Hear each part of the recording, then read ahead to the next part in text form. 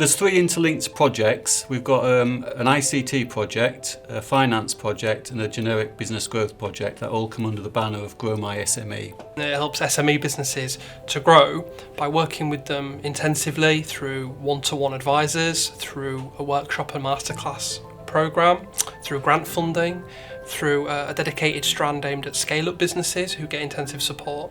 And it is about, overcoming those growth barriers. So, how can a business grow through developing new products and services? How can it grow from being more efficient, more productive?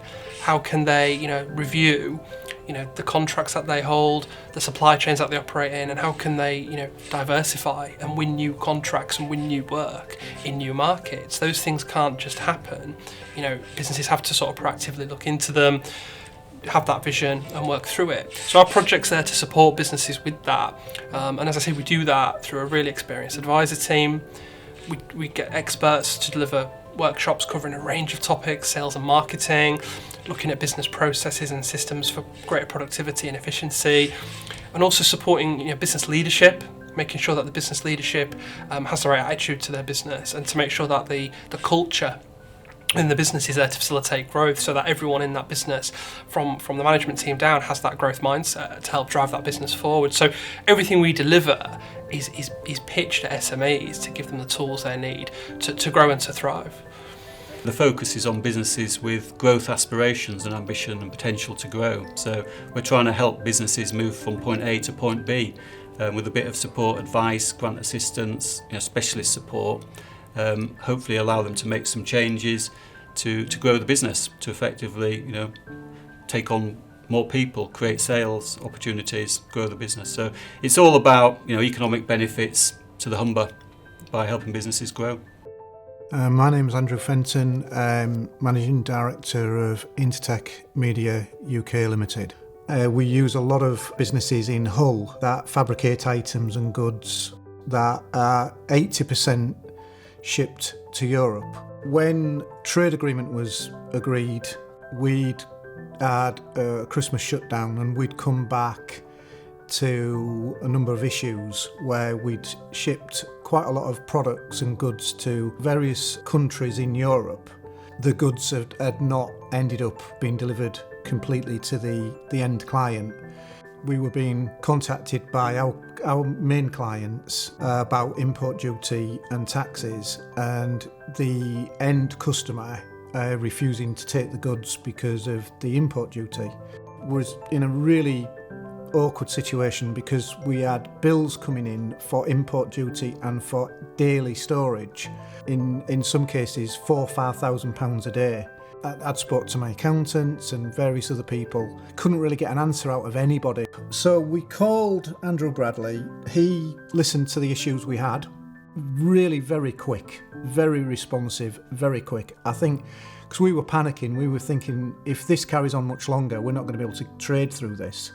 And within 3 days, Andrew would put us in touch with another organisation, through them, the Enterprise Growth Solutions, a really nice guy, a EU transition officer, who talked us through the problems we had and what solutions were in place to overcome those problems. And when we looked at the overall volume of work related to our contract, it was touching nearly 20 million of work coming into Hull. We're handling, and then we're responsible for getting them into Europe. It's not often you can speak to organisations where they actually really do know what they're talking about, and these guys did. And what we were after was some form of a documentation to prove that there was no import duty. We had a Zoom call, and to speeden things up, we just took the laptop around the factory to show the chap the various products we fabricate, what they're made of, what they're constructed of, and he could get a full understanding of what our business was. From our point, he was able to prepare a document for us which dated these goods are of UK origin, so therefore there's no taxes or duty or import duty to pay on these items. And that document we used to send to all the clients, all the end customers, and that made the problem disappear practically overnight.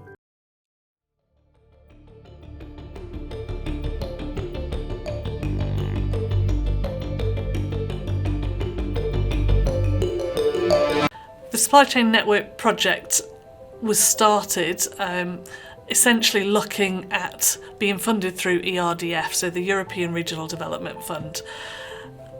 And essentially that project was born out of Greenport and a lot of the sort of infrastructure that was put into the Greenport project to really work with what we call OEMs and also SMEs to really build that local supply chain, build that local drive and knowledge in this area of what opportunities are out there, and basically connect the businesses with the opportunities and ultimately grow the economy in this region.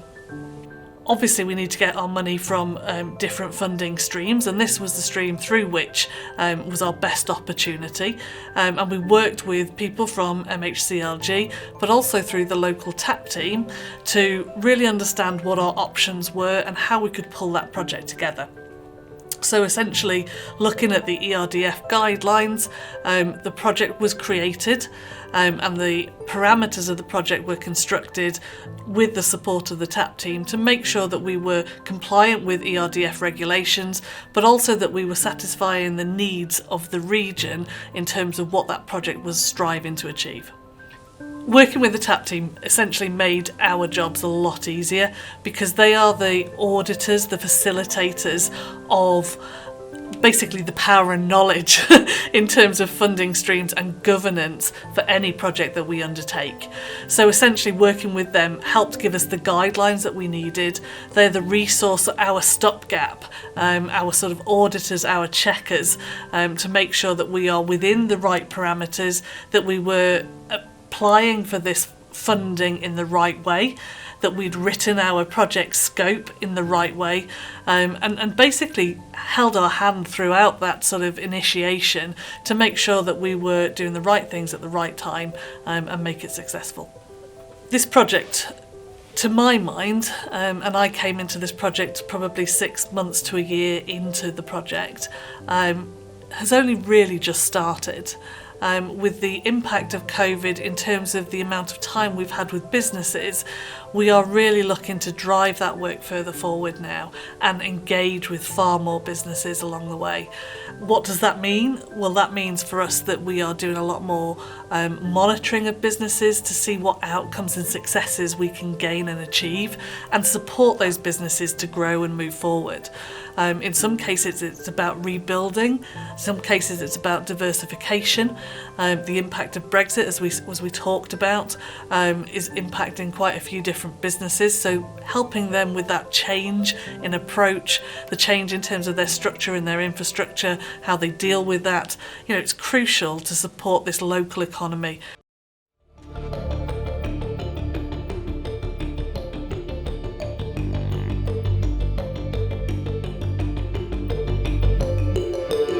The Gould Business Centre as is wasn't custom built. We inherited it in 1996 and it's not really, it's fit for purpose for certain businesses, but it wouldn't attract high-spec, high-tech companies that we're looking for, who have obviously better rates of employment, better pay.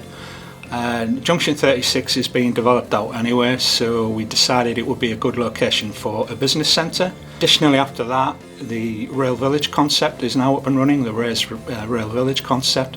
So again, the Business Centre and Innovation Centre will act as a hub or a service centre, but we're hopefully going to attract supply chain, rail supply chain people, and also potentially innovation companies. The race has been designed on the back of Ergo, which was our project over in Hessel a couple of years ago.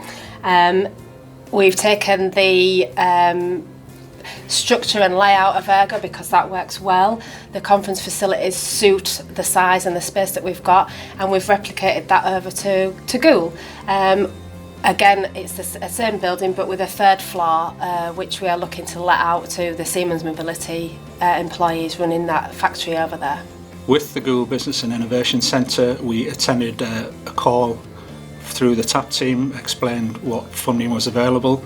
We identified the Priority 3C, European Regional Development Fund, and bid for it with the help of TAP, and who helped us through the bidding process and also to set in motion all the finance, monitoring, state aid, various other elements that go towards a bid.